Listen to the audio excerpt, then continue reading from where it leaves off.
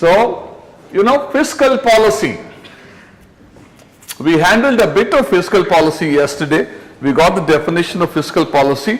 We went deeper and then we said that there are receipts, revenue, capital. Then we talked about the revenue expenditure, capital expenditure. Then we also got into the notion of fiscal deficit, wherein the money that the government of India or whatever the government borrows in a given period in order to bridge the income expenditure gap. That is what you call the fiscal, that is the loan, total loan of a year, which is equal to the fiscal deficit. Very simple, very simple. Then we didn't have time to go into other deficits. Revenue deficit.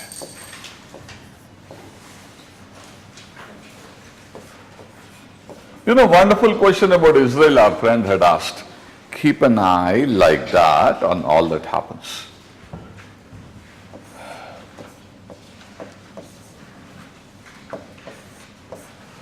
Revenue deficit. Very simple. This is the revenue column. This is the revenue income.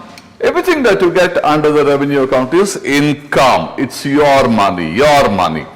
My revenue receipts are all my money.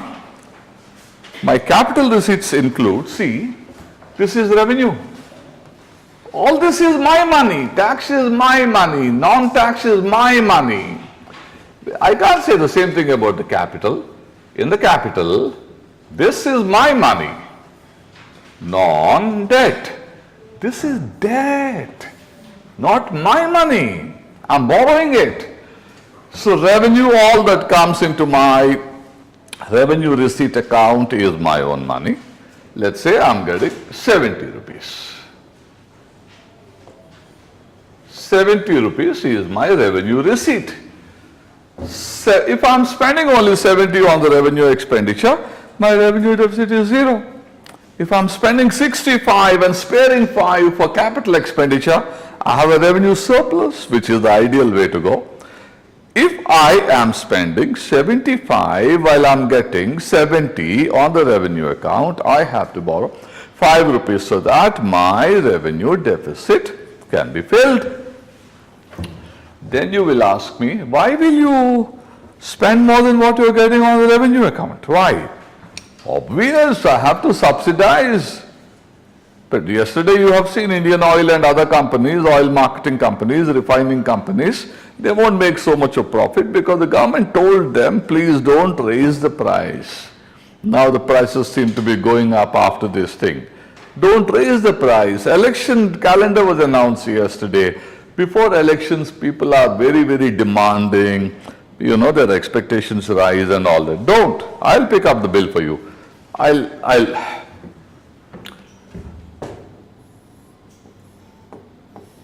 All of you have heard of this.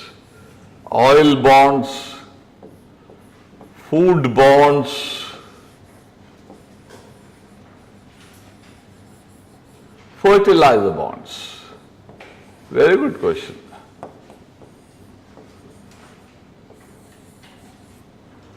They are all called special securities. Remember one thing.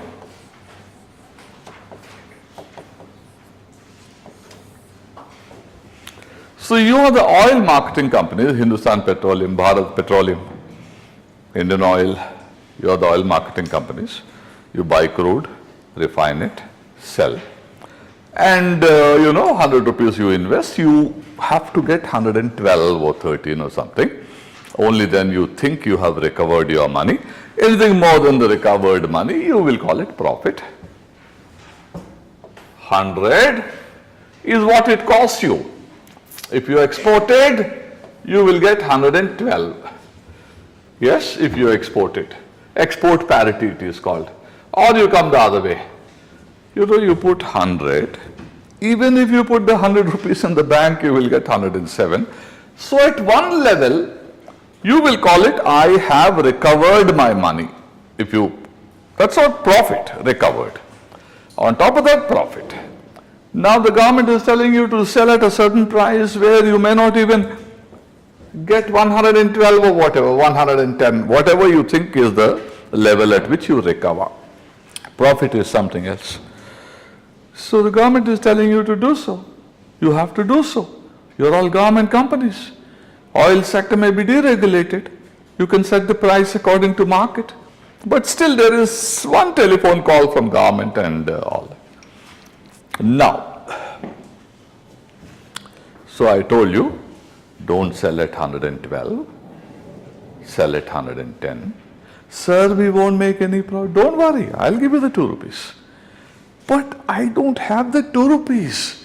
My budget is under severe pressure. See the budget for Narega. Rural distress. A lot of people are opting for Narega, and you have to, it's a demand-driven project, Narega. That means it's not that I allot 100. I have to give so much money as there is demand. Budget has allocated, let us say, 60,000 crores. In the month of March, they thought 60,000. But when November came, October came, already the demand is for 70. December came, the demand is for 80. Jan, the demand is for 90,000 crore. Never mind. My initial projection was 60 is enough. But then distress is there, demand is there. As long as there is demand, I have to give you. That is Narega. The nature of Narega is it's a demand-driven program. So the government will have to give whatever it takes. 60 initially, supplementary budget, demands for grants. Altogether, maybe 90,000 crores, another 30 I have to give you. So I have severe pressure on my budget. You know, Government of India, everyone expects the government to deliver on so many fronts that it doesn't have so much of financial receipts. So you are all oil marketing companies. I told you to sell at 110. You said, sir, 2 rupee gap. I said, I'll fill it. So I'll give you a bond for that. Take this bond, oil bond, 10-year bond, 20-year bond. I'll keep giving you interest, 6 months, 3 months, whatever, 7, 8, whatever %. After 10, 15, 20 years, whatever the maturity period, come to me, I'll give you the money. UPA government did it, NDA government did it. Those bonds that the UPA issued are still being serviced by the current government. Every government does it because of the budgetary pressure. Similarly, Food Corporation of India, borrow the money and keep doing your work, and I owe you the money, take a food bond, and then I will do identically. Fertilizer companies, subsidize. Sir, we require 100 rupees, take this bond, I'll service it. Finally, it will be, redeemed whenever time comes. So they are all special securities. And why are we talking about that? We are talking about it because on the revenue front, there is so much of pressure that you have to borrow. Subsidize, you have to borrow. And then you are employing a lot of people, you have to pay them salary, allowance, etc. You have to borrow. And then interest payments, Government of India borrowed so much over the years. Remember one thing. This is historical. This is historical. This is current. 23, 24. This is historical. You know, I borrow 1 rupee every year. I do. Last year 1, this year 1, the year before 1, all that. Historically, my debt is 20 rupees today. Currently, my deficit is 1 rupee. The current debt, current deficit is the current year loan of mine, 1 rupee. 20 years, 30 years, 40 years, 50 years I've been borrowing. $1 each year, 50 rupees. So 50 is my debt, 1 rupee is my deficit this year. Deficit is this year, debt is cumulative. So I have to pay interest on that.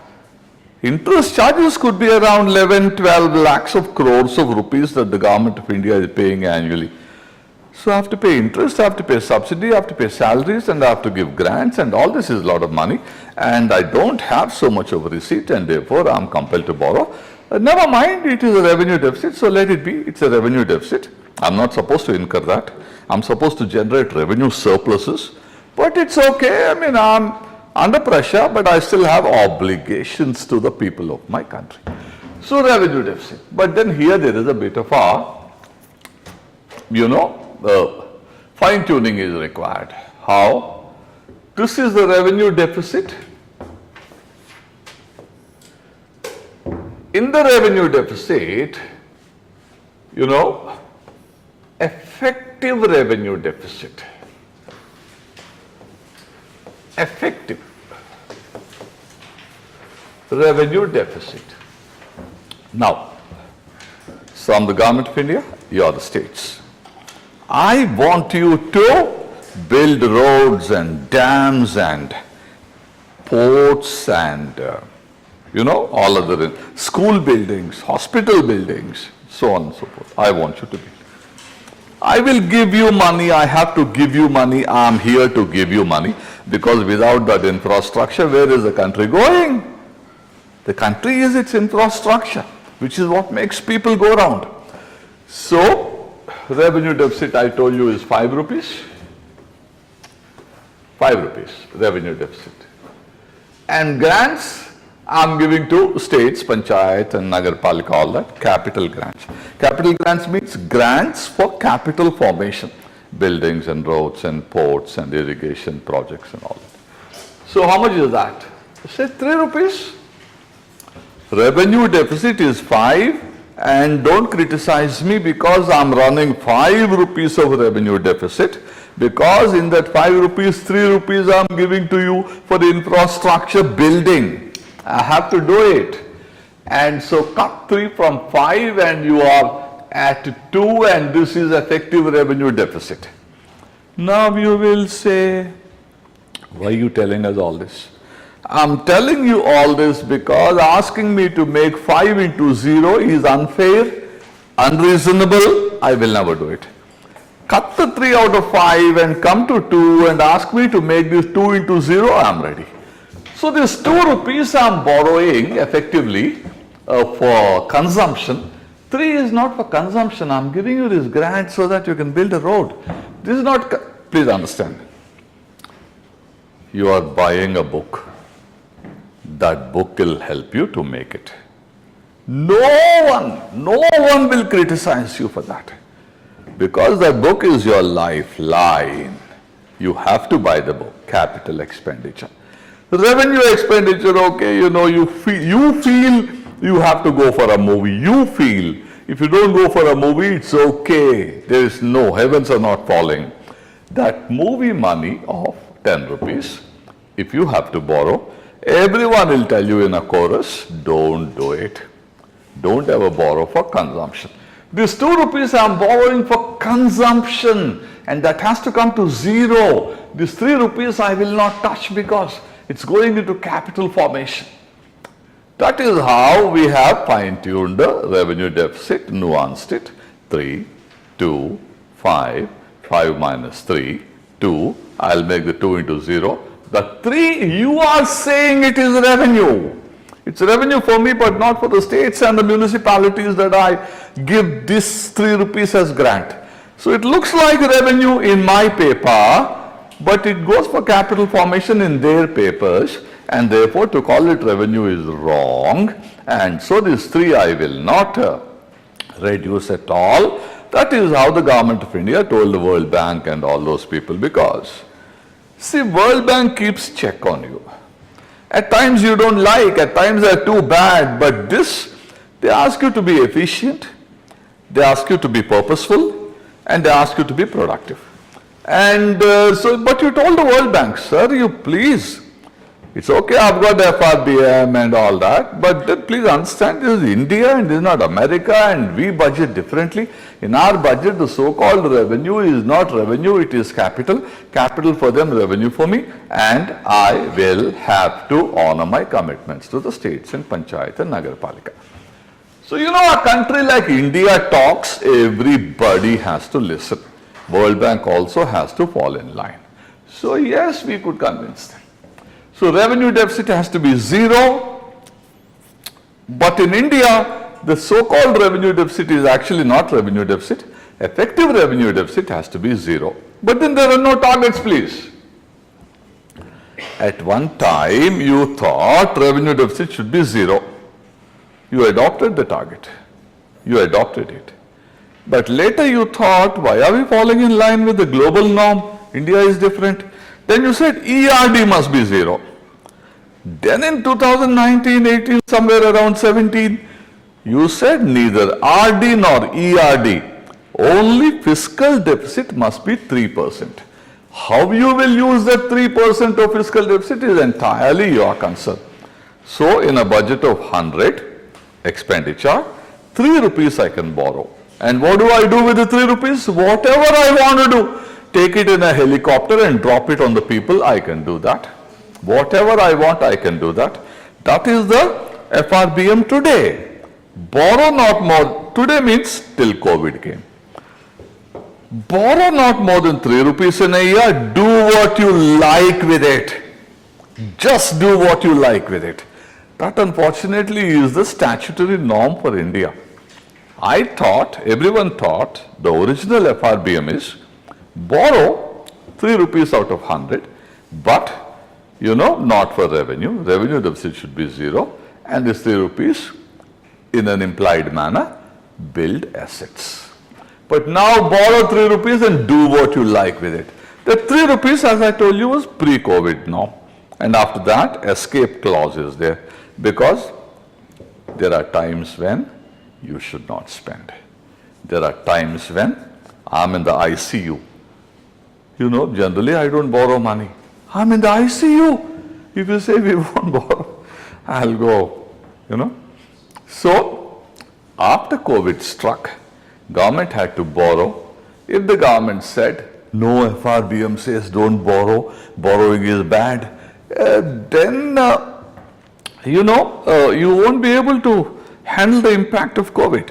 So, that is when you can relax the FRBM. There is an escape clause, and according to the escape clause, you can break all the limits and then borrow as much as you think is the new norm. And you thought 9%, whatever, all that. So, yeah, escape clause is escaping from the statutory compulsions of the FRBM, Fiscal Responsibility Budget Management Act. So, this is, revenue deficit, ERD, etc. Any point you want me to clarify? You can go ahead. I assume you will break my lecture to ask a question when the need arises. So I'll keep going. So revenue deficit, effective.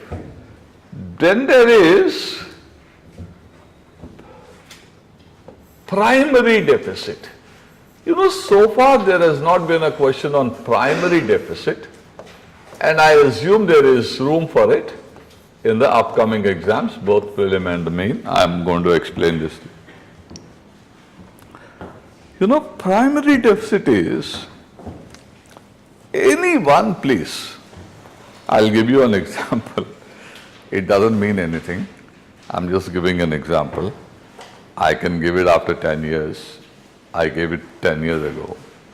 Don't look at it politically. Don't look at it politically. I'm just giving an example. Suits. 2024. Last week of May or third week of May. Third, last or in between. Election results have come from the general elections, and results have come. And the incumbent lost. And the new government has to come into force. They're sworn in, and then you ask the finance minister, sir, madam, what are you doing about all the deficits? The finance minister will tell you, see, I'm just taking over. Last 10 years, somebody else ran the economy. I'm borrowing 3 rupees. This year, I'm borrowing 3 rupees. But in that, 2 rupees are interest payments. I've not been in power. Others are in power. They borrowed money. The interest to be paid on the money that they borrowed, I have to do. So please don't ask me, why is my fiscal deficit is 3 rupees? My interest payments are 2 rupees. So my primary deficit is fiscal deficit minus interest payments. My primary deficit is 1 rupee. So my primary deficit is 1 rupee. Now, 2 rupees I don't have a choice. They are my interest payments I have to pay. Now you please come next year. I will borrow, 3 rupees will be my, so interest payments are 2. 3 I am borrowing this year. Next year I will borrow 2.5. Because see, why do you borrow? Interest payments are only one part, why you borrow? Subsidies are another part. I will introduce Aadhaar and cut them down. Subsidies. My GST is not doing well, I will pick up on that.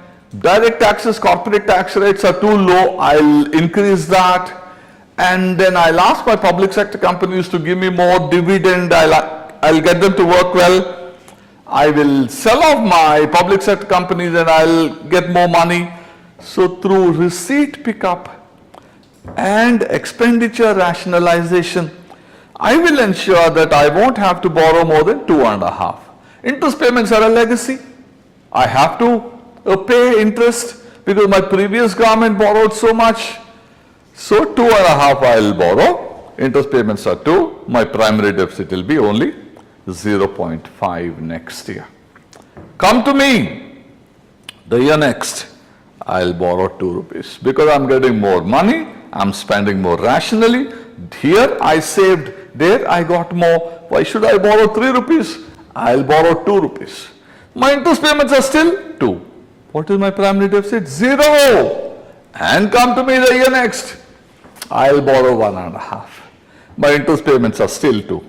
So how much is my primary deficit? It turned into primary surplus. Last year you come, before general elections, 2028. I am borrowing 1 rupee. My interest payments are still 2. How much is my primary surplus? 1. And then we have come back to power. After that I will show you how much more I can do. I will borrow nothing from my receipts, I will clear interest payments. My borrowings are 0. So this is how you can build up a nice trajectory of reduction of borrowings in spite of the fact that you accumulated historically a lot of commitment for interest payments. So this is how you progress from 3 to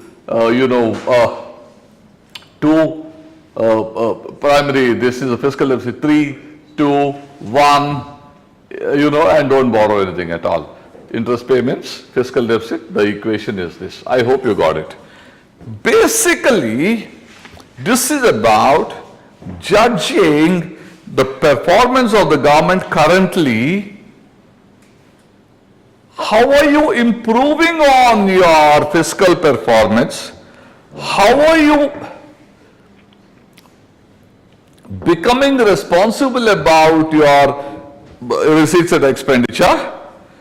And the non-interest payment expenditure of yours, how are you managing that? Interest payments are compulsory, you have to make payments.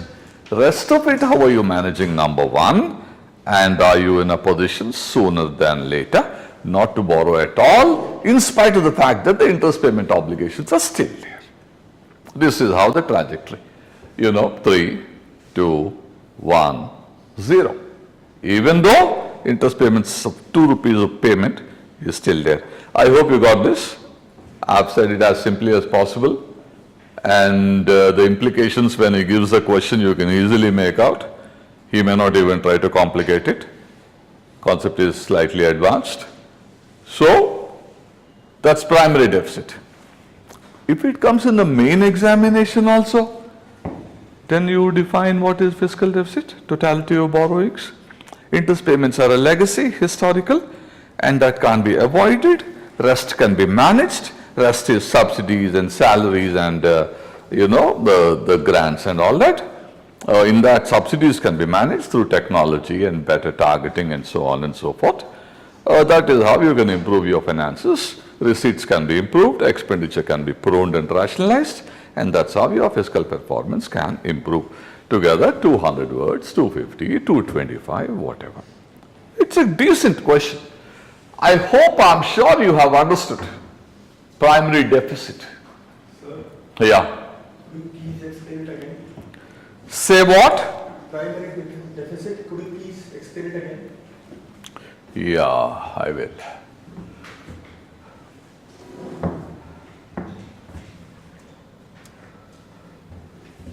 Primary deficit.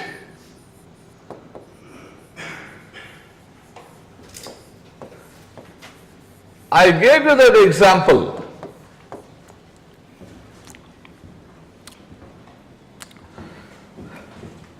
Fiscal deficit minus interest payments is equal to primary deficit. How much is your fiscal deficit? Say 15 rupees. How much is your interest payment commitment, charged expenditure, committed? 12 rupees, 11 rupees, 12 rupees. So you are borrowing 15 while the non-negotiable amount, the legacy amount in terms of payments, 12. 15 is a lot of money you're borrowing. Why are you borrowing 15? I have to pay 12 rupees my interest payments. Historically, we borrowed money on which my 12 rupees is a compulsory outgo. I have no choice in that. So what am I borrowing? 3 rupees. The 12, I have no choice. 3 is what I'm borrowing. And you want me to show fiscal responsibility? I surely can. Boost my revenues, prune my expenditure, make the 3 into 2, make the 2 into 1, make the 1 into 0, and later the 3 is out. The 12 I have to pay interest payments. I will borrow only 11, which means 1 rupee less than my interest payments I'm borrowing. Primary surplus. And come and see me after 7-8 years, I'll borrow nothing. Even the interest payments I have to make, I'll make from my own earnings. That is a fiscal responsibility journey. Got it? Thank you, sir. Okay. Sir, Yes? sir, role of freebies in the deficit. Freebies. It's like, Yeah, I'll talk about it. See, freebies are most unfortunate discussion. I'll handle it the UPSC way, I'll handle it the other way also. See, you give me an example of a freebie. I'll link it to the DPSP. You know, COVID-19. Directive principle of state policy you have to do. COVID-19 devastated, etc., etc. Now the whole thing about freebies, rather than giving a dole, a freebie, so-called, in Madhya Pradesh they are giving money to women. Why not? Tamil Nadu they are doing it. Why not? Karnataka they are doing it. Show me a single scheme that you can say no to. They're all eminently necessary. But why are we talking about freebies? First point is, I don't want to go into elections and all that nonsense. If not during elections, I want you to do every day, but at least during the election day if you're not doing every day. So I don't want to go into that. The point here is this. Productive expenditure, rather than give 1,000 rupees, let the lady earn 10,000 rupees. Education, skilling, financial inclusion, and inclusive economic growth.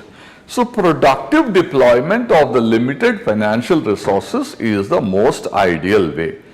Build a lot of schools, build a lot of hospitals, save her money, rather than give her money, 1,000 rupees if you come to, this thing for your delivery. Saturate the area, carpet the area with hospitals, doctors, etc.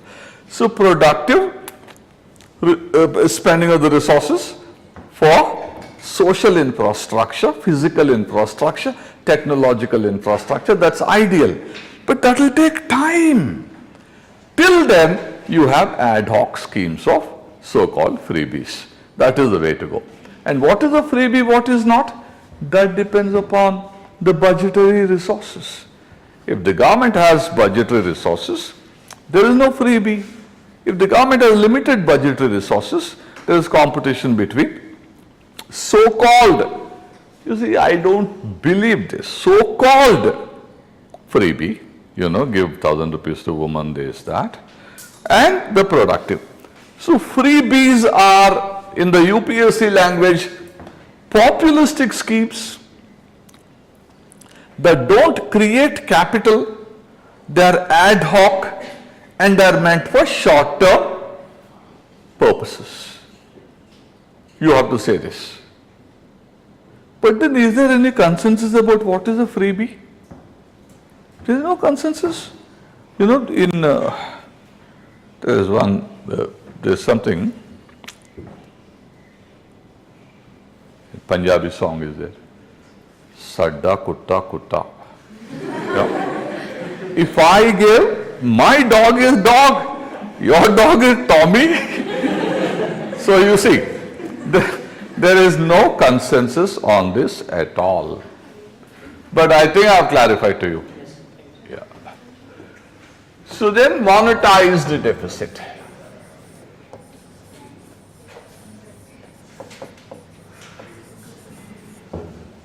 Monetized deficit.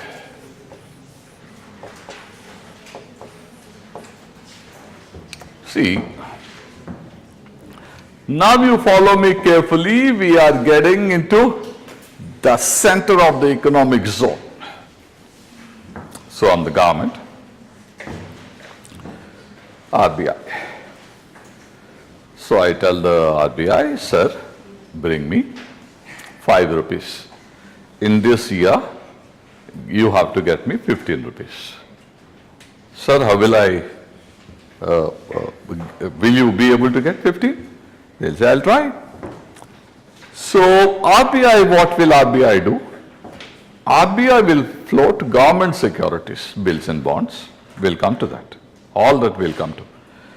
So RBI will float government securities, sell to you people, the banks. And you have to buy because SLR obligation and all that.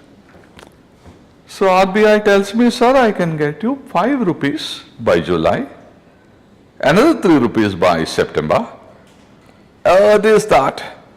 Then the RBI used to, not now, generally, used to tell me that, sir, 15 rupees to borrow from the banks and other financial institutions by selling government securities is difficult, sir. At that level, it will be crowding out. Follow this question carefully, exam related. Crowding out, crowding in.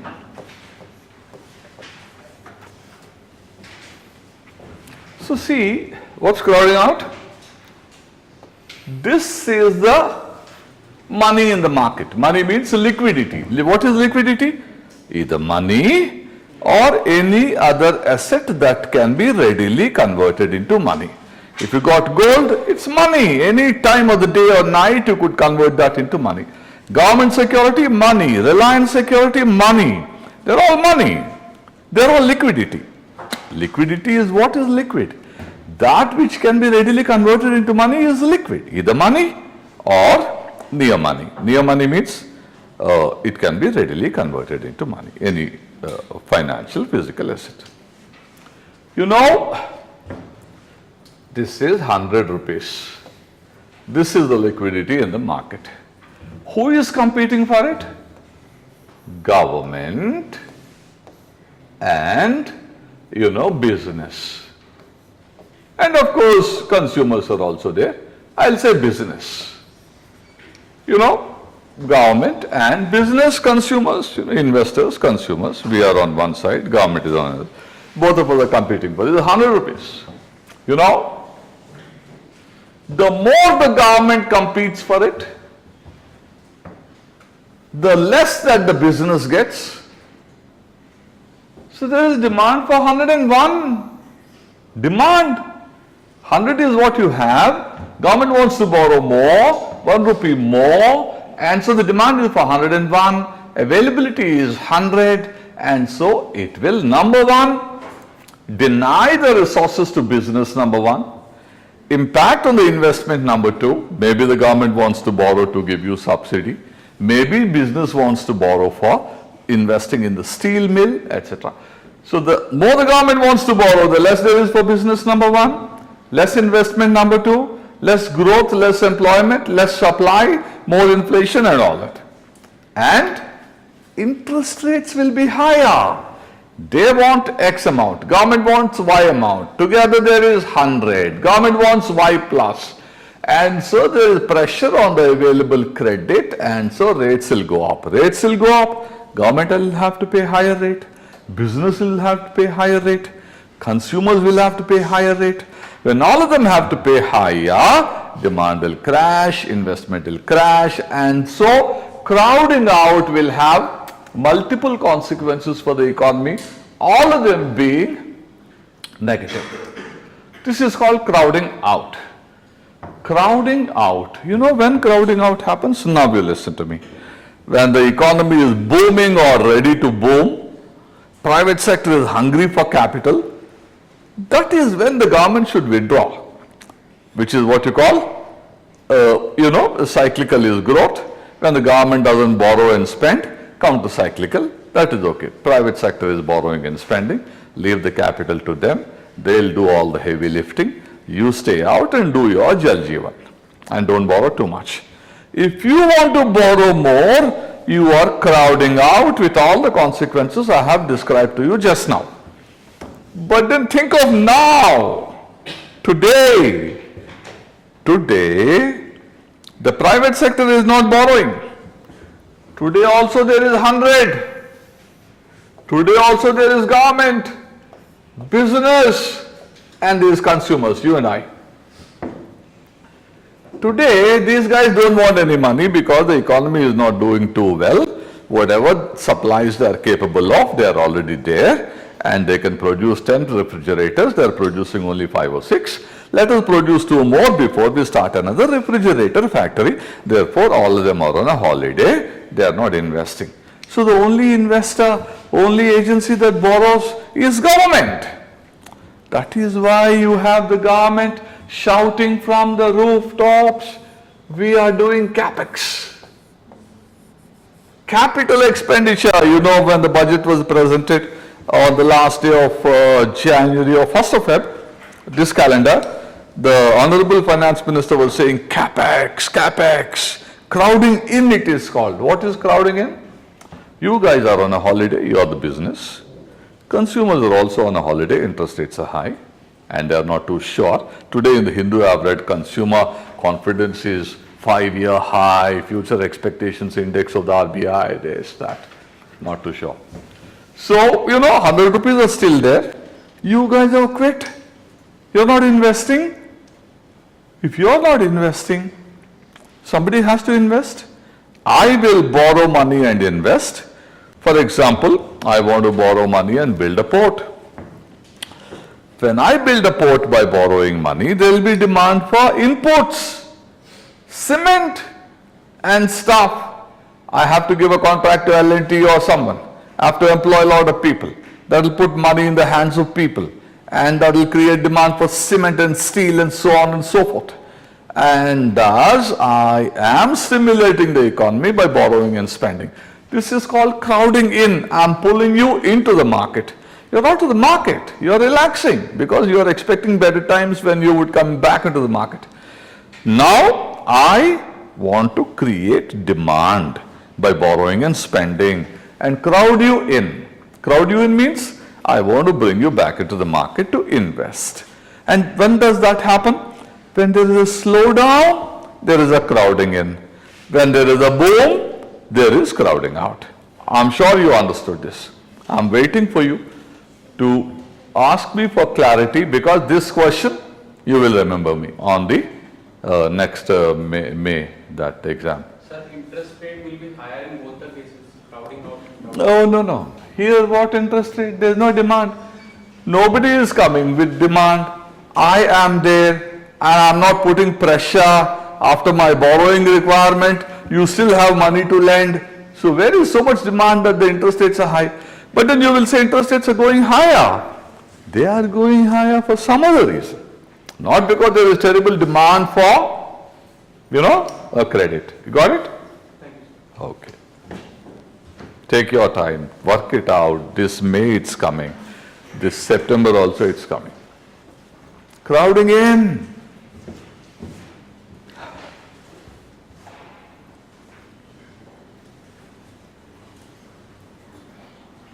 When I say it's coming, like our friend read out the question that came last year. Same family, same family. All these are same family. Crowding out, crowding in, this, that.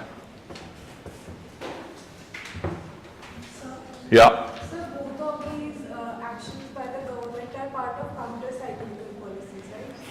Because in both they are changing the pattern. Yeah, crowding out won't be counter-cyclical. Crowding out will be pro-cyclical. Economy is growing, still you are borrowing and spending. Why don't you quit? The private sector will take the responsibility of investment. So crowding out will be pro-cyclical, crowding in will be counter-cyclical. You got it? Yes, sir. Yeah, a wonderful question.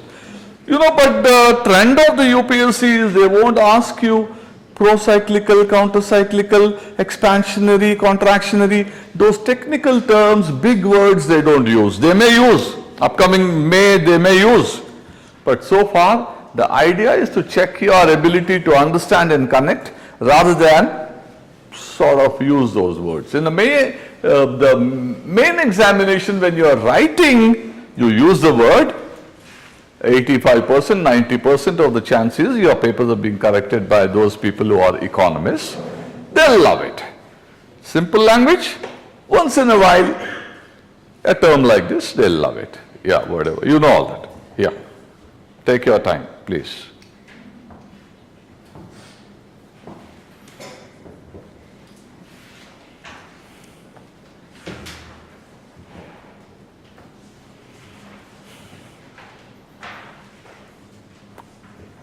So you see, while talking about, can we have some? Yeah. Sir, Yeah? so why the interest rate is higher in crowding out? See, Dharmendra ji, please. See, what is interest rate? I want you to lend me money. Give me 100. You will say, if I give you 100 rupees, there is demand for so many people, and I want my money. I have this 100. I can go for a movie. I'm not going for a movie. I want to use it as capital. Take it, but give me 6 rupees in a year. 7 rupees, 8 rupees, whatever. So interest rate is the cost of credit. You give me credit, the cost of it is the interest rate. Now, interest rates are zero when nobody wants it. Interest rates are sky high when everyone wants it. So when you are crowding out, the demand for credit is growing, and so interest rates are also increasing. When you are crowding in, you are stepping into the market because there is no demand for credit. So crowding in, if the interest rates are zero, crowding in could create 1%. But crowding in is you are not competing for credit at all. There is 100 rupees, and after you crowd in, there is still demand for only 90. Isn't it? Yeah. So interest rate is a function of, like everything else in the market, demand, supply. The more the demand, supply is, Again, you may say, I can borrow from outside here, or you can. But we are making a basic statement that credit being limited, demand will decide the rate of interest. That's what we are deciding. Got it? Yes, sir. Okay. Anyone else before we get into the graphics? Yeah, oh, deficits. This Microsoft is a nuisance. Dharmendra ji, please kill the Microsoft. The flavor of the season is killing. So this part we have not handled except for the backstory, the conceptual build-up. I'll pick up on this. First you get this, this, and up to here maybe this also. This is your go-to graphic for revision. You know, for your whole revision, you will have about 100 graphics like this. All of them you can clear, 2 hours a day type, you can clear in 3-4 days. That's your revision.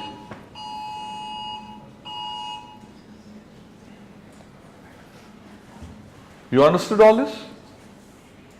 Take your time.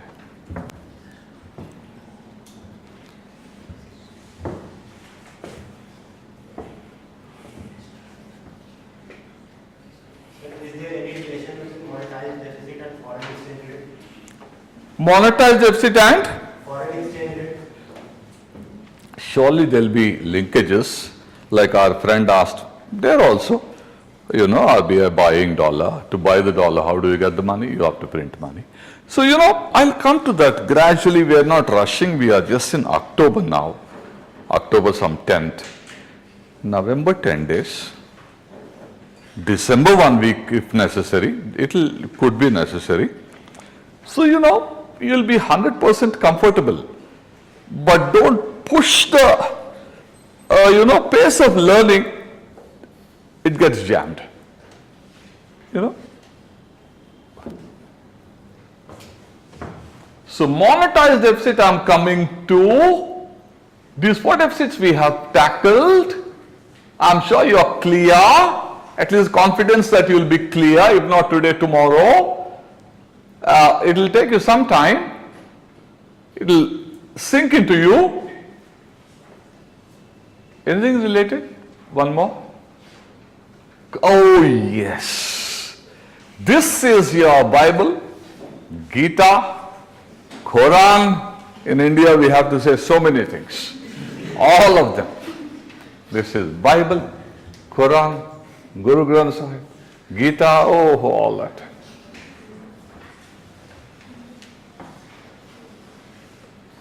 Takes you 2-3 minutes, it will crack the concepts very clearly.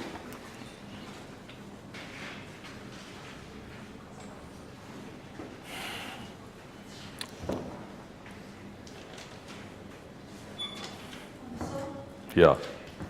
So, the category of interest payments, we put that in revenue expenditure, but the category of loans repaid comes under capital expenditure. How is that?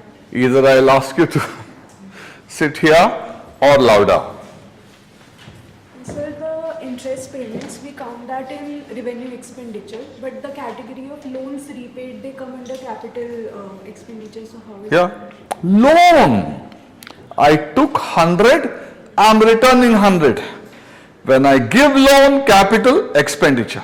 When I get the loan back, capital receipt. Capital is X, interest on that is Y. I'm paying interest, revenue expenditure. And I'm charging interest, revenue receipt. So revenue is interest. Capital is either what you give as a loan or, yeah, simple, very simple.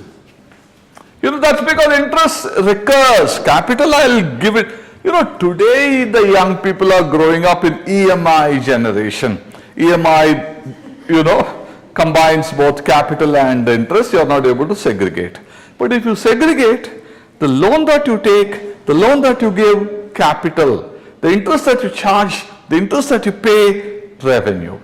Very clear, because when you repay the loan,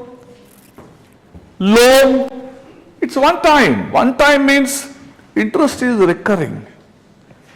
I have taken 100 rupees of loan for 1 year. Next year I'll give the 100 back. But in the meanwhile, every month I have to pay 1 rupee, 1 rupee, 1 rupee. What is recurrent is revenue. What is one time is capital. Yeah. I'm glad you asked.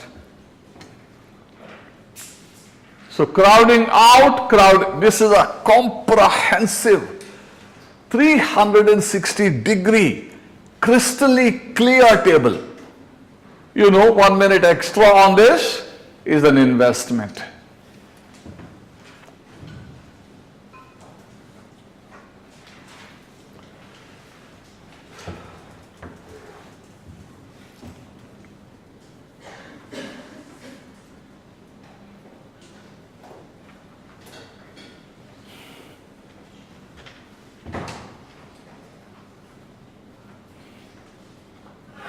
You're okay with this?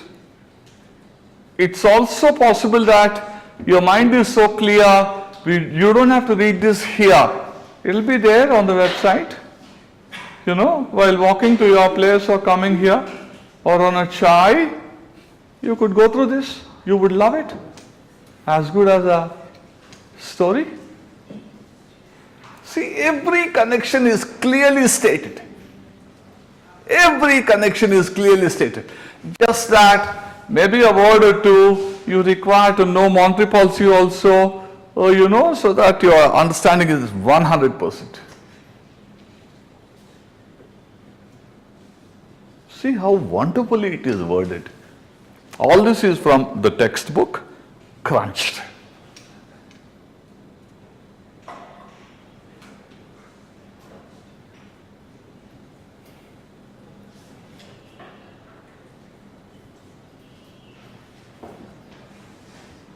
I don't feel like switching off this graphic.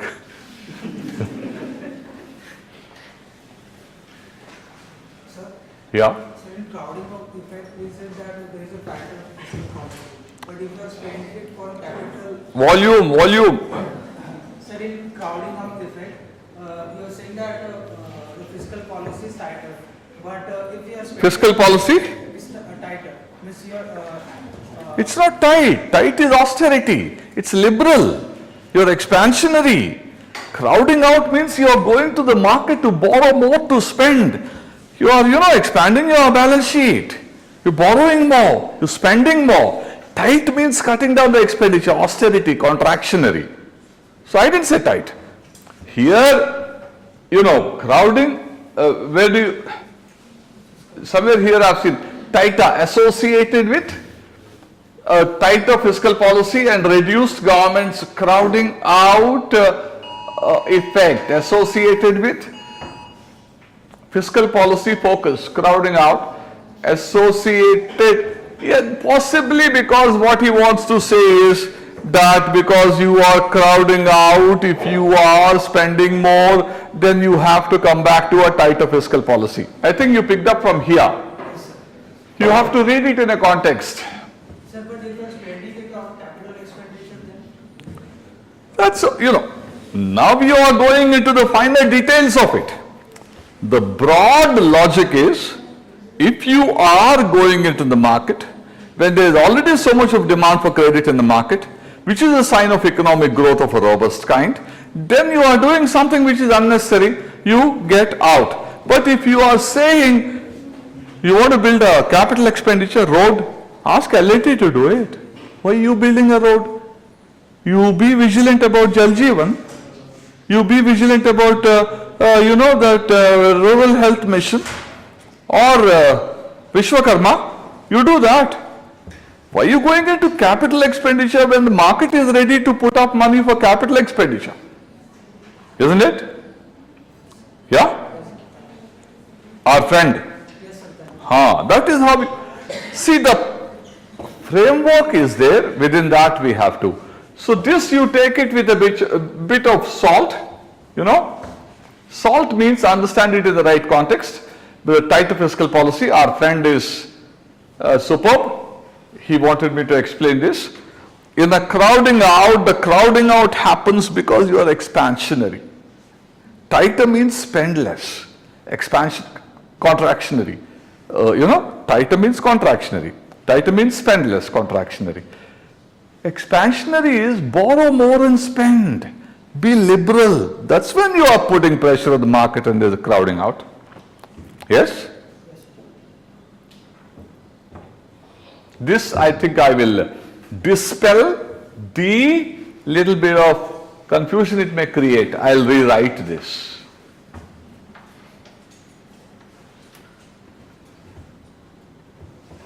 Crowding in is see, here the word is expansionary, crowding in. Yes? Please follow me carefully. The word expansionary means I am borrowing, I am spending because I need to pull the economy up, because the private sector is on a holiday, because the economy is going down. Slow down, tear out, somebody has to take responsibility, I'll borrow and spend. In crowding out, it doesn't mean I'm into a tight fiscal policy. No. Crowding in, I'm borrowing and spending. Crowding out also, I'm borrowing and spending. Because of the state of the economy, what I do the same thing here and there. Because of the state of the economy, when the economy is booming, my expansionary policy crowds out. When the economy is stagnant, my expansionary policy crowds in. So what I'm doing is the same. In the crowding out, I'm not tightening. I'm crowding out. What do you mean I'm crowding out? Because I'm demanding more and more credit, because I'm borrowing more and more credit, I'm crowding out. Isn't it? Oh, you got it. If I'm not entering the market, you guys are taking money from the banks and spending. So how does it get crowded out? Government placing extra demand on the limited credit available in the market is crowding out when the economy is booming. I'm doing the same thing in both the conditions. But here I'm crowding out, here I'm crowding in. Here others also want money. Here nobody else wants money. So by building a port, I'm crowding in. Here I'm crowding out. Because why should I get into the market? Let them. That is the picture. So some rewording is required. Okay. This I'm going to reword because this is creating a bit of confusion. Next.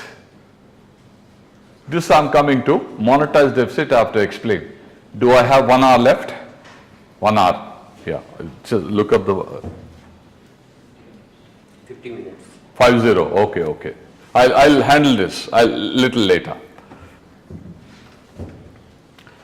So monetized deficit.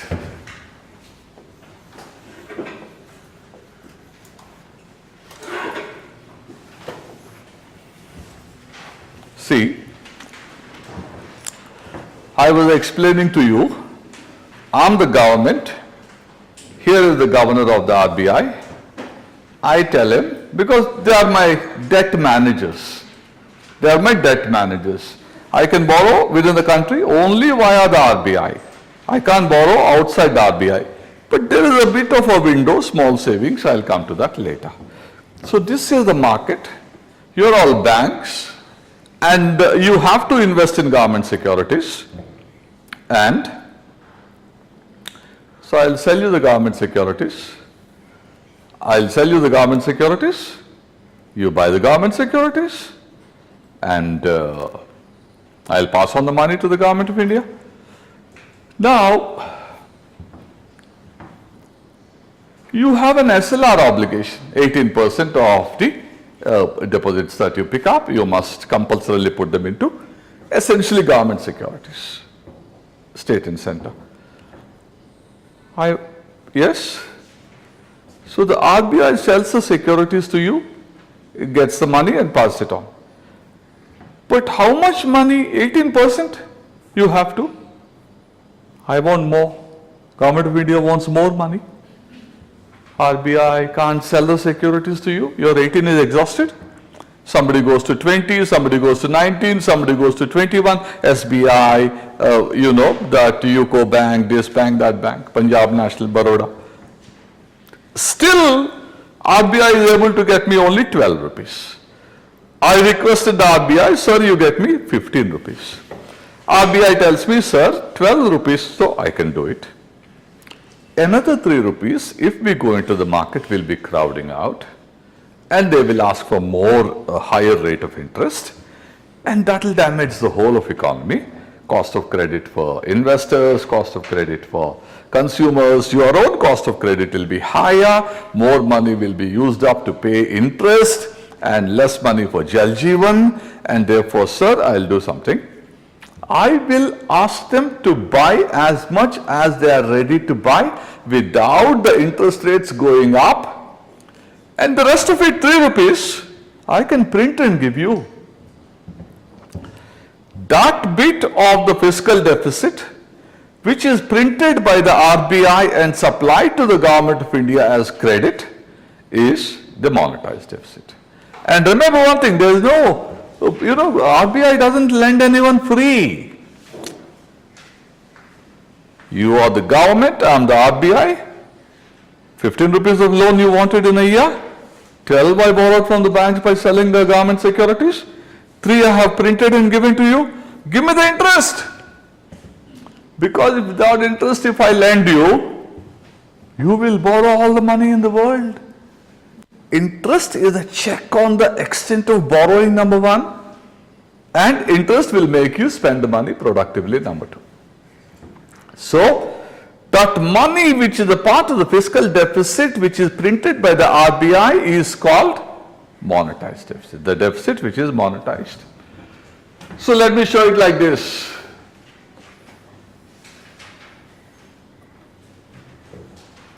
This is the fiscal deficit.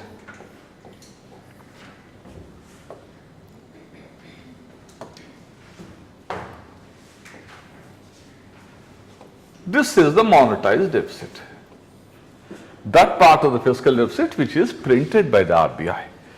Now does the RBI print? RBI prints. What does FRBM say?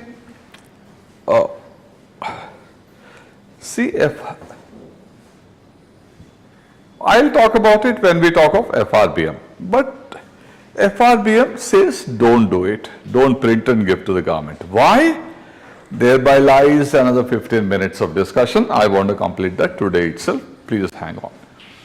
So, FD, MD, and you know the difference. That which is printed is MD, that which is borrowed from the existing money in the banks and other institutions is the remaining part of the. But then there is another issue here. If you allow me 15 minutes, I'll go into that, and that already came in the examination, which is like this.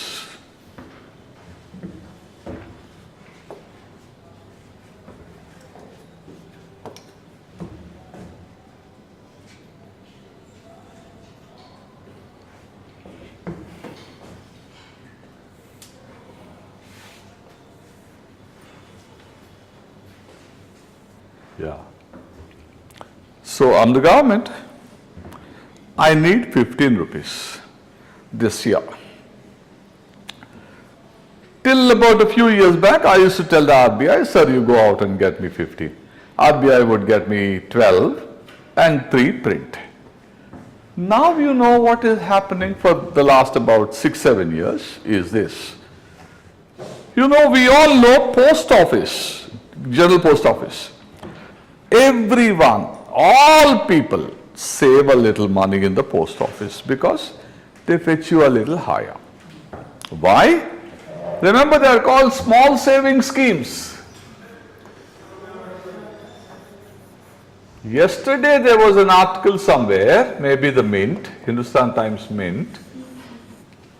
Why savings, why not investment and all that? I'll break all that down for you. See, middle class wants a higher rate of interest. they have to save. You have to save. Every lady knows you have to save. A lot of men also know you have to save. Savings are very important. And when you put your money in the bank, you'll get 2%, 3%. So government wants you to save, social security. So the government says, don't worry. You come to the post office and save. We'll give you 7%. And your money is 100% safe. If you're a senior citizen, a little more. National savings certificates will sell. They'll also fetch you 7 something, while the banks are giving you 2 and 3 and 4. You have a daughter, she's going to grow up, you have to take care of her. You know, there is a scheme. Sukanya Samriddhi Yojana. We'll give you 8 or something, 7.5. 7.5 is very rich. So be it a savings account, be it a national savings certificate, be it a senior citizen opening, be it a public provident fund, you see, you're working in a company and you're okay. Somebody is working in the government, okay. What about the people who are not working there, not working here? You know, they'll do some public provident fund so that after 60 they get some money. Social security. So these are all what you call small savings schemes. Savings. Government doesn't want 1 paisa out of it because it's there they are spending. When the banks are giving 3%, why should the government give you 7, 7.5? Only to ensure that you are secure. Only to ensure that you get the money when you need it. Savings. Please understand. Government is not borrowing from you. Government wants you to save. There's a difference between the two. When the RBI sells a government security to a bank, RBI is borrowing for the government. When I'm going to the post office and putting 100 rupees there, I am saving because the government doesn't want it. Government is incurring extra expenditure on promoting savings because there the government pays 7%. Today, 7 at a high rate. Tomorrow when situation is normal, economy is back and stuff, then it could be 6.5. But on small savings, the government is paying 7.5. It's more. Earlier what used to happen is, you are all states, I am the center, you promote small savings, and if Uttar Pradesh gets me 1,000 rupees through small savings, I will lend the entire 1,000 back to Uttar Pradesh. At what rate? Post office is 8. I'll charge 2% because I'm handling it and I'm taking the risk. Take the whole money, 1,000 rupees at 10%. Uttar Pradesh was thrilled because 1,000 rupees it is getting as a loan, of course, and so they'll go out of their way to promote small savings. But now what happened was, about 5, 6, 7, 8 years back, the states are saying, a lot of them, see, when we are floating our bonds via the RBI into the bank, banks are loving our bonds and they are lending us at 7.75, 7.5, whereas the small savings that we are generating, when they are lent back to us, on lent to us, we are paying 10%. We don't want. We don't want. This is a small savings, 100 rupees. Earlier you guys were being on lent, whatever you picked up, we are lending it back to you at 10%. And those days you were not so credible, markets were not developed, etc. And you were taking it, feeling lucky. Now you are saying we don't want it. Except a few states which may not be creditworthy in the market. All others say, no, we'll go to the market, we'll pick up the money at 7 something, we don't want it 10, that's too costly for us. Now, so all this money is, they are not taking it. What do? I can't scrap the schemes because they are very important for me. See, the middle class is saving there. You know, hundreds of millions of people are saving there. Senior citizen, the guy who retires, if you mess with his fortunes, I mean, his monies, that's not good. The lady who expects 7%, you have to make sure she gets 7%. You know, family is secure. So the government cannot touch these schemes. Government has to promote these schemes. And the fact that the states are not accepting on lending doesn't mean that you can dispense with the schemes. So the government says, okay, I'm borrowing through the RBI, 100 rupees. There is 20 rupees here. I'll borrow only 80 rupees, 20 here. What you guys are not taking, I will take. And that much I won't borrow from the banks via the RBI. Because these schemes are indispensable. So this question came. So the question is, Government of India borrows from the market by floating government securities sold through RBI. Government of India borrows from the small savings amount, National Small Savings Fund. Government of India borrows from there also, this and this. And if this is not enough, of course, RBI has to print. So this monetized deficit, I still haven't completed it. I have to complete it. We are getting there. So this is the bucket, the government's borrowings. Bulk is through the RBI from the banks. A little bit, decent bit, about 3 lakh crores or something, quite a bit actually, from the small savings corpus, because the states are not taking, that money is lying there. You need to borrow, otherwise you're paying interest not using it, that's too silly. So you're borrowing from there, you're borrowing from the banks, and in case of anything else that you require, RBI lends to you printing. That printing part, put a question mark, I'm coming there. You know, we need to dissect it, a few other dimensions. So this is to an extent monetized deficit. But as I told you, to understand the monetized deficit fully, we need to understand the FRBM. FRBM. Yes? There is a relation between fiscal deficit or monetary deficit. So there is a relation between fiscal deficit or monetary deficit. Relation? Very simple. This is your fiscal deficit.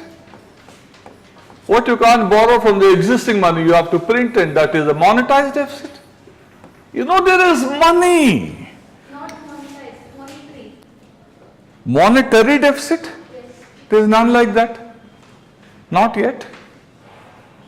There is a monetary deficit. What do you mean monetary deficit? Only my book. My book or economic survey, budget documents, RBI reports. Market has many types of deficits. You are spending so much of your time and your mental energy.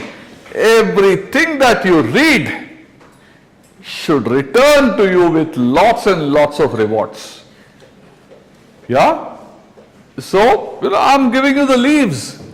I know the difficulty is authentic material. That is the difficulty. So, my material, please ask me whatever you like. There is no monetary deficit, for God's sake. Already there are so many deficits. So, writing one more. So, you got it now. Today the best part is our friend talked about the fiscal policy, crowding out, tighter and all that. That had shown me that it requires fine tuning. I'll do it.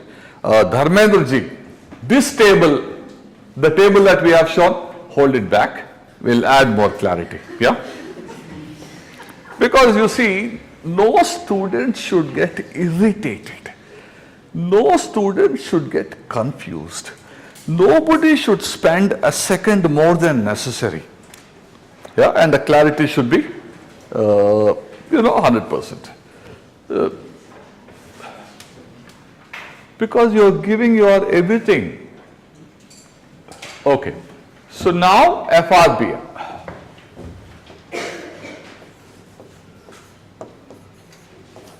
Fiscal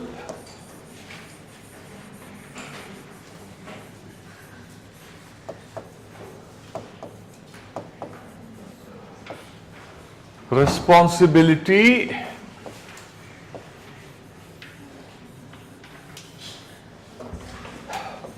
and Budget Management Act.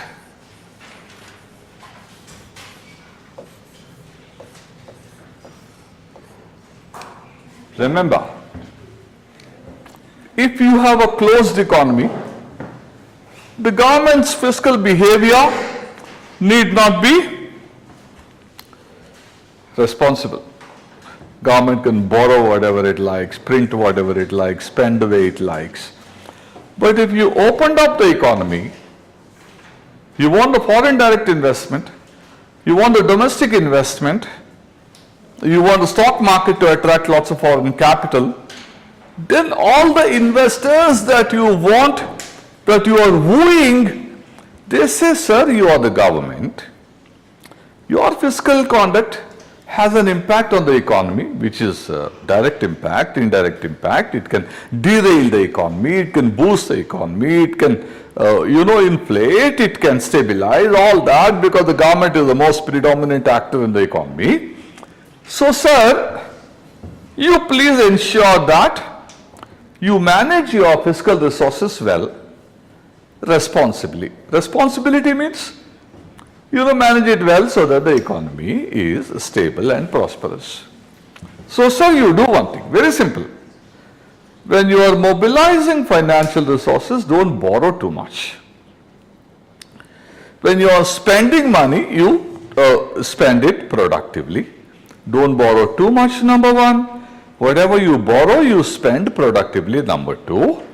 Don't borrow for consumption. Borrow for productive investment, capital formation and all that. This is all FRBM. Borrow limited, use productively. That's all FRBM. So now FRBM is about the government's fiscal policy and its impact on the market. If you borrow too much, you're crowding out. Borrow when the economy is slowing. But we are talking about the growth period. When the growth is there, don't borrow. That is the... See, when there is no growth, what I do is none of your business. You have quit and so let me borrow. When there is growth, that is the underlying assumption. So, sir, borrow limited, spend productively. And it is, how do you contextualize it? The government's fiscal policy, because it has wide impact on the economy, it has to be responsible and the budget has to be managed well. Extend it, I'm the government, RBI is there, tell the RBI, print. The simple market related logic is this. Sir, the market doesn't want to give you money. Why should I give you, sir? Is it not? Banks don't want to buy government securities beyond a level. And if you want them to buy them, they want a higher rate of interest. Demand and supply. Accept it. Why do you want me to print and supply to you? That violates the logic of the market. At that level, FRBM says, okay, FRBM 2004 it operates, and from 2006 the FRBM says the RBI won't print. If the market has nothing to give you, as much as the market gives, take it. More than that, if they are not ready, rates are going to go up.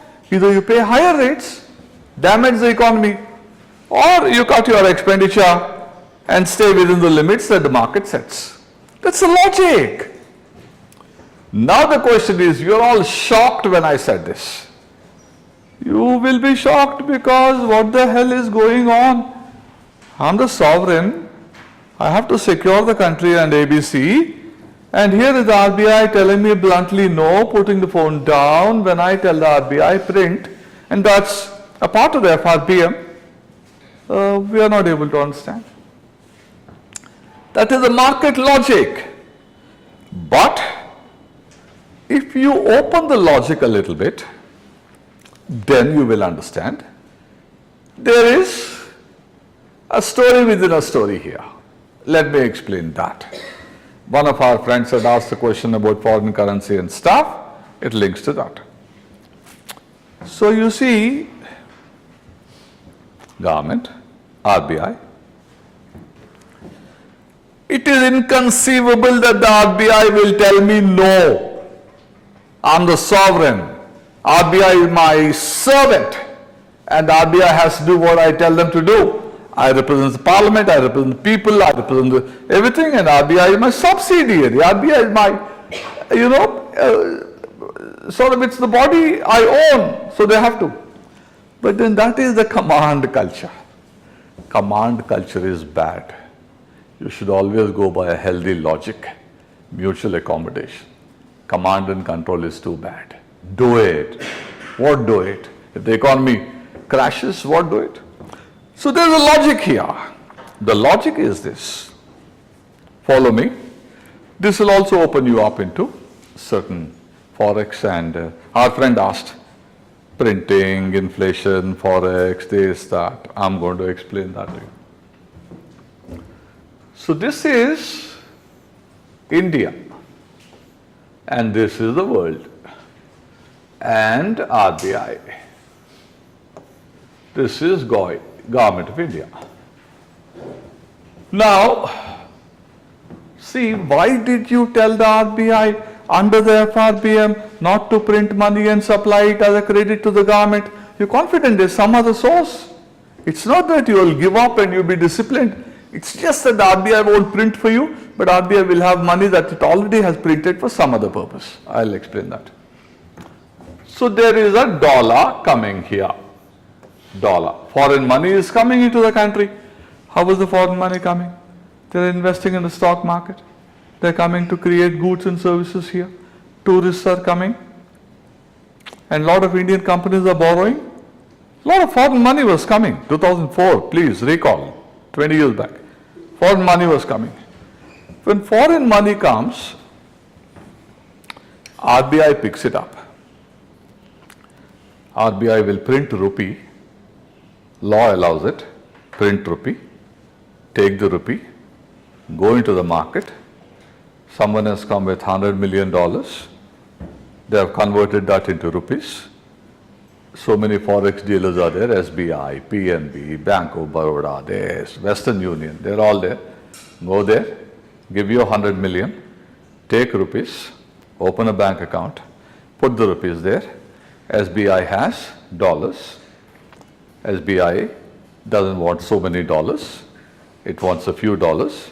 RBI will go to the SBI, sell me the dollar, current rate is 83.25. I want all the dollars, as many as you can sell. Take this rupee. RBI printed the rupee, gave to the SBI or whoever, picked up the dollar, and the dollar, it has forex reserves and all that. Now comes the deeper story.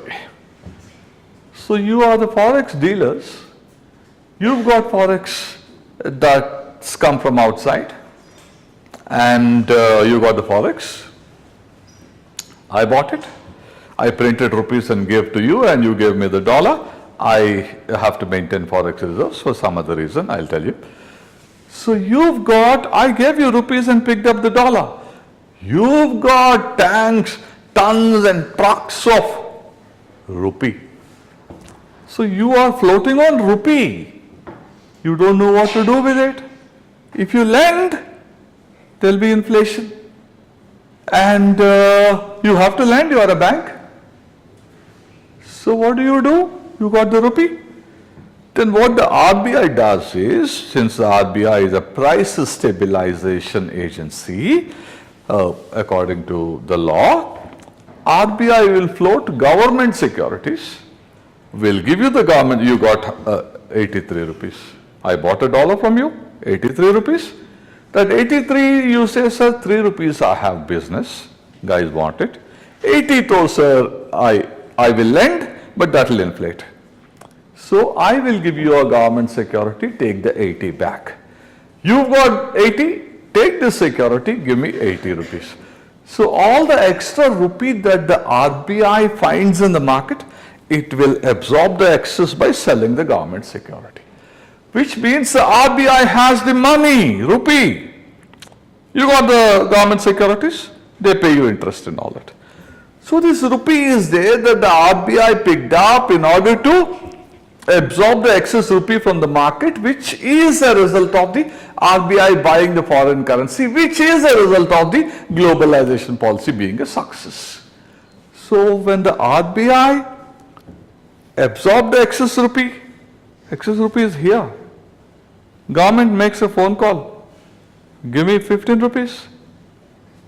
15 rupees, 12 you take from the bank. This is also bank. Where did you get this? Sold a paper and got the rupee. So all the 15 you can give to the government from the money that you have, partly from the banks, and partly the money that you have collected in order to quote unquote sterilize. What is sterilize? The excess rupee in the market that will inflate the economy when you absorb by putting government securities there, taking out the excess rupee. That rupee is also there. You lend it to the government. So in normal times 12 and print 3. You don't have to print. You already printed to buy the dollar, and that rupee that you have sterilized through the government paper, that rupee is available. Lend it to the government. So FRBM, when it tells you that the RBI cannot be the primary lender, that is, primary lender means RBI printing money and lending. Government can't be the primary borrower from the RBI. RBI can only borrow from the banks and others and then pass it on to the government. So RBI is not the primary lender. RBI is only the financial intermediary, debt manager. But now when the RBI lends to the government, that money that it collected, then it has not printed the money to lend to the government. So it's not a primary lender. So FRBM says RBI can't be the primary lender that they print and lend to the government. No, it's not. Printed for forex, money is available, lend it. So that is how the monetary discipline that the FRBM expects the government to cultivate by banning the government to be the primary borrower from the RBI, banning the RBI to be the primary lender to the government. That principle is respected, but the money is available as usual. So you have a mask of discipline, but underneath the mask you are the same old irresponsible guy. Did I make a point? Yes, yes. I'll wait here. Figure it out. Wherever you think I need to connect it, let me know.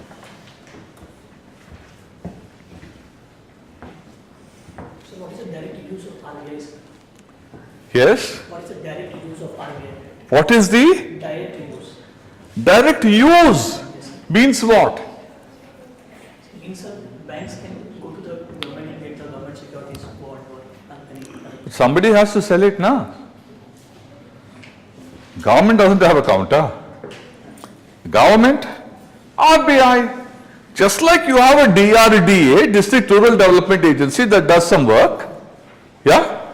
RBI does all this work. It's my office. And RBI is a printing body, this, all that. So, monetary authority has to have autonomy. It can't be a part of the finance ministry. So, RBI Act, create it, give it powers, give it autonomy, give it voice. When somebody looks at the architecture of fiscal management in India, the architecture of monetary policy in India, they should feel confident, isn't it? I want you to come with your billions of dollars into my economy. I want Reliance and others to invest in my economy. Then they would expect a certain responsible financial architecture. So here is the RBI. It's working on the basis of an act. It has its own powers, functions, and I can't order the RBI unless it's an emergency situation. So RBI will be responsible about the money it prints, money it borrows, the rates it fixes, the forex management, all that. So RBI's functioning lends credibility to the management of the economy. Did I answer you? Yes. Yeah. You know, to look at, people should feel inspired because you are a $3.5 trillion economy. The law should be right, the institutions should be right, the relationships should be right, the conduct should be right. Only then they will come into your country. Otherwise they will come and say, we are coming, I'm coming, my friend is also coming, I'll get 5 billion, he'll get 10 billion, neither of you will come. Take your time. Sir, Yeah. sir, RBI sells government securities to bank and in return it get rupees. So what it will do with the taxes money? Can it be counted as a primary lender in that case to the government? How is it the primary lender? You are lending. I'm only the intermediary. You are the banks, take this paper, give me the money and pass on the money to the government. And when the government returns the money to me, I'll pass it back to you. I'm only an intermediary. How am I the primary lender? Primary lending means print and lend. Primary lender, I've gone to the bank to borrow 100. Bank is my primary lender. Yes? But RBI can't be the primary lender of to the government of India. How is it? I've shown you. These are the banks. This is RBI. This is government of India. Here, here, here, here. And banks have their money coming from you and I, plus. So how is it the primary lender? Got it? Oh, thank you. Yeah.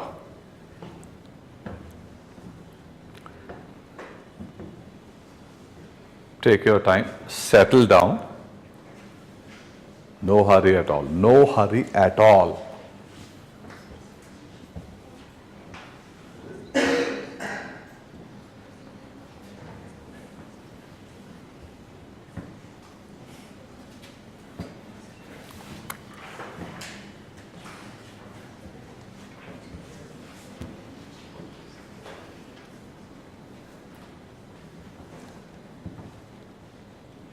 Ask whatever you like, whatever you like. The sillier, the better. Make it as silly as you can.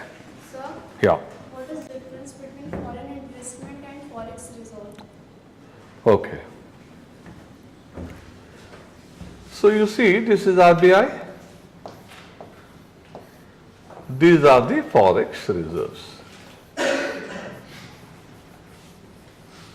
I'm not going to break up all the forex reserves for you, but I'll confine myself to the question you asked. So, your question was specifically about FDI, foreign direct investment. I'll expand that to FPI also, foreign portfolio. Very simple difference I'll give you. Somebody is coming in from outside to make semiconductor chips in your country. He brings $2 billion. Or takes Foxconn from Taiwan, comes into our country, sets up a contract manufacturing plant for renewable energy, whatever. How much has he got? $1 billion. He brought $1 billion, he invested that in a renewable energy equipment manufacturing. Microcon comes, $1 billion. Gujarat, semiconductor, chips or displays or whatever. This is classical case of foreign direct investment. Foreign direct investment is that which comes into the country from a foreign country for creation of goods and services within my country. Bank of America comes, sets up a branch in Delhi, brings $100 million. FDI, directly producing goods and services. Micron, directly producing goods. Foxconn. So where the investment comes to produce goods and services within the country, you call it DI, FDI. Foreign directly they are producing. Whereas Foxconn says, India is my home, I'm here forever and ever, I'm going to expand. I need 100 rupees, because I have to spend only rupees in the country. So I'm floating shares. Let's say shares or whatever, bonds and all that. We haven't gone into that. Let's not. I want 100 rupees. I want people to buy my share. Somebody from America comes, buys the shares of Foxconn. They are buying the shares of Foxconn. Foxconn gets the money. Foxconn makes the renewable energy equipment. So that guy who bought the shares of Foxconn, is he making semiconductors? No. He is helping, he is giving money to the Foxconn so that Foxconn does what he does. This guy is called a foreign portfolio investor. He only buys the financial products for financial returns. Whereas this guy is here, he is making goods and services in the country. DI, PI. Both of them bring foreign money into my country. This guy came originally with $1 billion, and this guy brought $100 million, converted that into rupees and lent that to, Foxconn. So both these people bring foreign currency into the country. When they bring foreign currency into the country, they, typical process. Anyone, when you come into my country, you have to go to a forex dealer.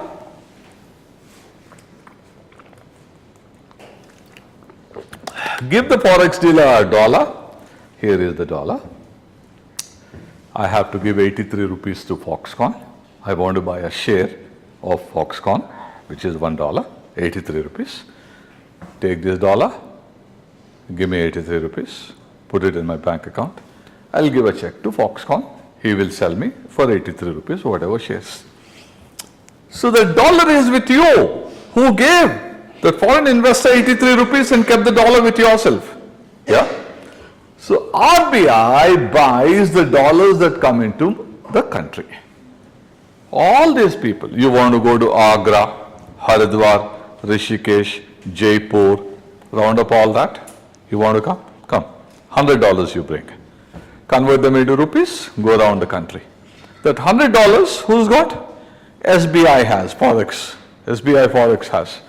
And RBI says, are you ready to sell?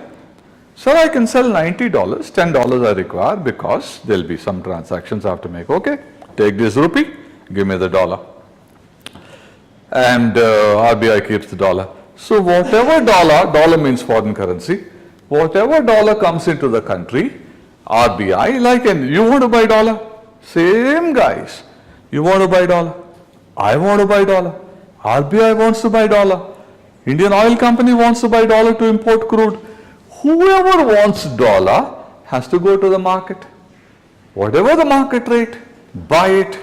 The difference being RBI will print money and buy it, whereas you and I, with the money that we have, we buy it. You want to go abroad? You need dollar. With your money you will buy. RBI prints money to buy. So RBI is just like you and I, buys dollar, keeps the dollar. Because our friend recited a question at the beginning of the, if the rupee is falling, 83, 83 and a half, 83.75, 95, that psychological mark of 84. After all, psychology matters. So RBI has the dollar. Take this dollar, give me rupee, give me rupee, give me rupee. Sir, I'll give you only 83, 82.95, 82.75, 82.70. So it will create demand for rupees, strengthen the rupee. It can do so only if it has foreign currency. Mr. X borrowed from outside $100 million. He doesn't have foreign currency, he is doing well. He's got the rupee. Tomorrow he has to pay $100 million to a foreign guy who lent him. So I'll be in the market. If nobody has it, I have it. How much do you want? 100 million. Take this 100 million, give me the rupee. Repay. If you don't repay, we'll be like Sri Lanka. That will be called sovereign debt crisis and default. So RBI picks up the foreign money, keeps Forex reserve so that it can serve multiple purposes. I've given you, okay, you are Indian Oil, you want to import crude. To import crude you require, dollar. So give me rupee, I'll give you dollar. So my dollars, which are about $580 billion something, they will serve multiple purposes, repayment of loan, import, all that. So you got the picture now? Yeah. You may ask more questions if you like, because from this zone, one or two questions are likely because they're simple concepts.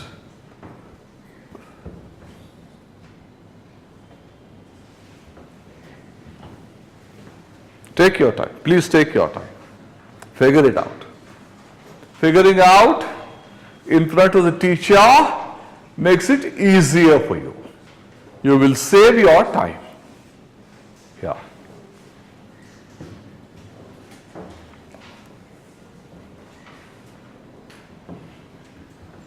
So you know the FRBM, you know the clause in the FRBM that forbids the RBI from becoming a primary lender. But how you, on the face of it, you are not the primary lender, but you are doing something else that gets you so much of rupee that you don't have to print for me because you are printing to acquire foreign currency. That's called market stabilization scheme, but I don't want to go into that right now because, we have to go into that while talking about the monetary policy and open market operations. Then we'll go into it. Now the small savings, I think the best that I can do in relation to small savings is explain to you the concept of savings, etc. Listen to me very carefully. There is bound to be means 75% probability of a question on savings in your preliminary, because RBI brought out a report, Government of India did not like it, Government of India pushed back the RBI. First time I have seen these two bodies, fall apart little bit. They are the best friends. They should not be. RBI and the government should not be best friends because together they will ruin the country. You say something, I have to oppose it. Then we'll go for the best option. You do something, you have to oppose. I do something, you have to oppose. In that counter argument and argument, better wisdom will prevail. If you go on saying yes sir and all that, I don't think it's good. First time I was thrilled to see RBI said something that the Government of India did not like about savings. I'll come to that. So your income is 100, expenditure is 90, you can save 10. You can save in physical, you can save in financial. Financial is bond or share or bank or post office, whatever, they are all financial. Physical will be, you can buy precious metals, you can buy land, that is physical. Depending upon the time and depending upon the quantum available, you will do either of that. That depends how financially literate you are, what is the time and all. Or you can spread it among all of them, you call it portfolio. Portfolio means the variety of financial products into which you make investments. That is portfolio. Now, so you save. Whether you save or not depends upon what is the interest rate. I'm talking about financial. What is the inflation? Inflation is high, can't save. Interest rates are low, not too tempted. Is the bank nearby? Is there a bank nearby? Is the stock market doing well?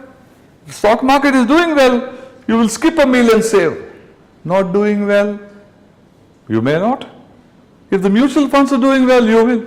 So whether you save or not depends upon multiple factors. How much you save depends upon multiple factors. Now there are variety of savings here. One is voluntary savings. My expenditure is 90, my income is 100, I want to save 10 rupees, voluntary savings. Post office is giving me 7.5, I'm attracted, so voluntary savings. You can force me to save. How will you force me to save? National pension system is what? You have to save for your post-retirement, social security. You're forcing me. I don't want to, but you're forcing me. So forced savings are, I gave you a national pension system. Whether it's right or wrong is something else. Maybe you're forcing me, I'll thank you once I retire because I've got money coming every month. Maybe I'll thank you, I'll fall at your feet. But the fact remains that you're forcing me. Third one is precautionary. COVID. We don't know what lies ahead. Therefore, keep back some money. Precautionary savings are savings because of uncertainty. For example, post-COVID economy where people held back their money so that, they are secure. That's precautionary. Precautionary and forced. Both are involuntary. Voluntarily what you save, 100, 90, 10 rupees I'll save.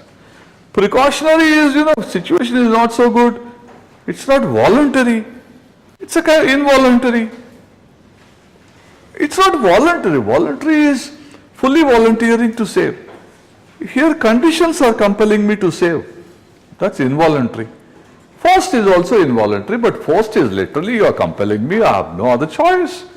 So precautionary, forced, voluntary, these are the savings that. Then there is gross and net. This is where the RBI debate is. Gross and net. See, I put 10 rupees in the bank. I borrowed 5 rupees from the bank. I put it for 5 years. Maybe I have borrowed for 3 months or 6 months or whatever. So 10 I saved, 5 I borrowed, net is 5, gross is 10. Gross is decreasing in India, net is also decreasing in India. That is the truth RBI spoke. That made the government angry. Government said, no, nothing is reducing, everything is fine in India. That is the friction between the two. I don't know RBI's reply. RBI goes by data, they have a fantastic research team, but the government of India has no research team at all. What research do you have? Nothing. National Statistical Office, etc., they don't deal in savings. So, gross, net, types of savings, the reasons why you save or won't save, and generally, what are the 3 sources of savings? Household,